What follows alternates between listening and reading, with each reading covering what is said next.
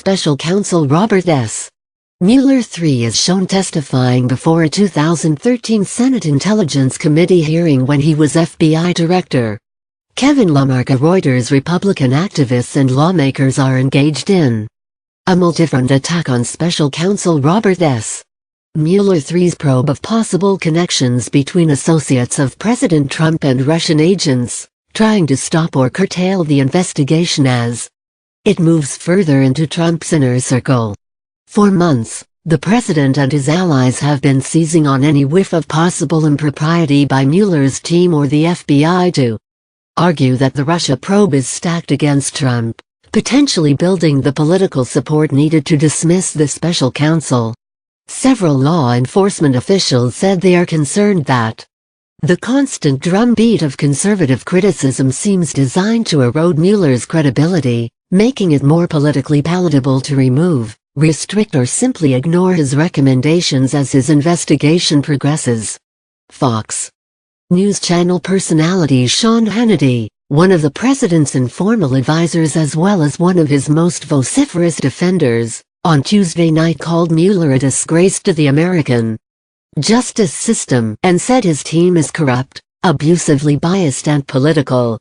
Several conservative lawmakers held a news conference Wednesday demanding more details of how the FBI proceeded last year in its probes of Hillary Clinton's use of personal email and Russian election interference.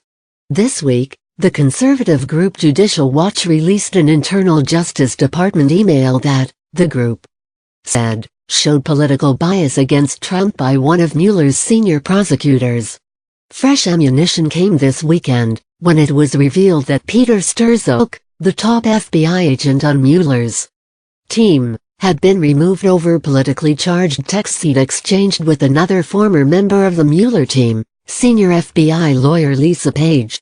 The texts appear to favor Clinton and disparage Trump, according to people familiar with the matter. The question really is, if Mueller was doing such a great job on investigating the Russian collusion, why could he have not found the conflict of interest within their own agency?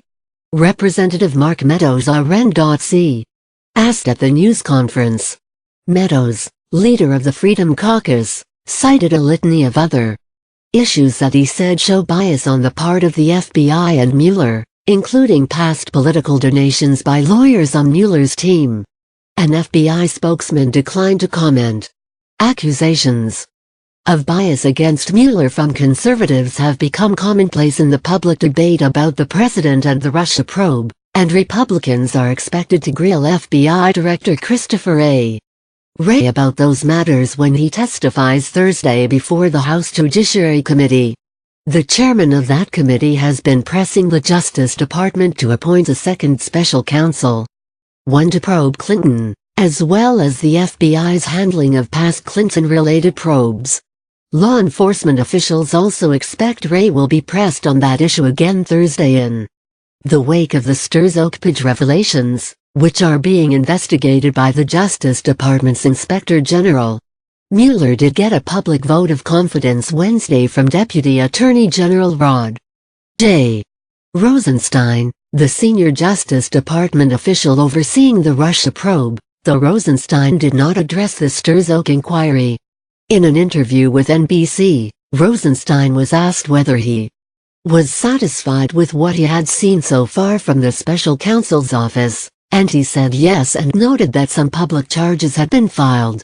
"We're not in a position to talk about anything else that may be going on," he said.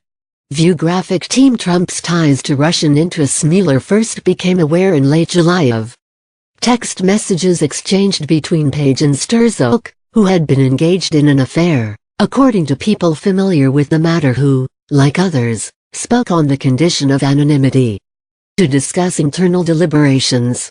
Strzok was removed from the job immediately and transferred to the FBI's Human Resources Division, which was widely understood by his colleagues to be a demotion.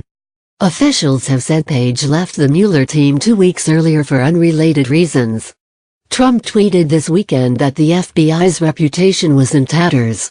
Strzok was a major player in both the Clinton and Russia probes, taking part in key interviews, including those of Clinton and Trump's former national security advisor, Michael Flynn, who pleaded guilty last week to lying to the FBI during that January questioning. On Wednesday, Senate Judiciary Committee Chairman Charles E. Grassley signed letters to the Justice Department and FBI demanding more information about Sturzo's communications. Sturzo's behavior and involvement in these two politically sensitive cases raises new concerns of inappropriate political influence in the work of the FBI, Grassley wrote in one of the letters. Matthew Miller, a Democrat and former Justice Department spokesman, said Grassley is part of a Republican effort to undermine Mueller's credibility over the long run. First, they want to kick up dust about Hillary Clinton so the conservative press has something to talk about that isn't Trump's misdeeds, Miller said.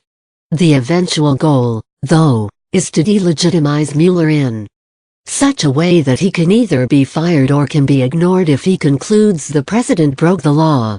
A Grassley spokesman called Miller's comment a baseless charge from a Democratic operative and said the senator has a 3-decade record of government oversight across administrations. Grassley also called Mueller an honorable person whose investigation should be allowed to play out. Tom Fitton, the president of Judicial Watch, has called for the Mueller probe to be shut down, saying his prosecutors are simply too biased against the president to conduct a credible investigation. Fitton said the Justice Department and FBI covered up the Sturzo issue for months. That's a scandal, he said. Rosenstein needs to explain what he was doing, what he knew and when, and Mueller needs to explain himself as well. I think Mueller has fewer and fewer supporters in the Republican establishment because of what he allowed to happen. The email released by Judicial Watch this week was sent by Andrew Weissman, now on the Mueller team, back in January, when he was a senior Justice Department official in the criminal division. After then-acting Attorney General Sally Yates was fired for instructing department employees not to defend Trump's first travel ban in court, Weissman sent her a note saying he was so proud and in awe of her. Judicial Watch said the email shows Weissman is biased against the president. In Congress, an effort by a Republican lawmaker to ensure Mueller could not be abruptly fired has lost steam. Senator Tom Tillis of REN.C, who in August unveiled legislation to prevent Trump from firing Mueller without cause, said Wednesday that he felt no urgency for the Senate to take it up. Based on what's occurred with Flynn and some of the reports over the past week, I'm not overly concerned that we have to move quickly, Tillis said. He called his bill a good governance measure that lawmakers will continue to discuss. Tillis offered a mixed review of the Mueller probe.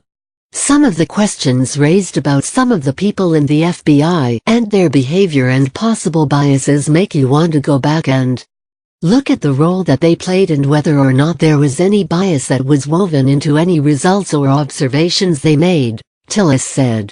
But on the whole, I'm satisfied with the way it's progressing.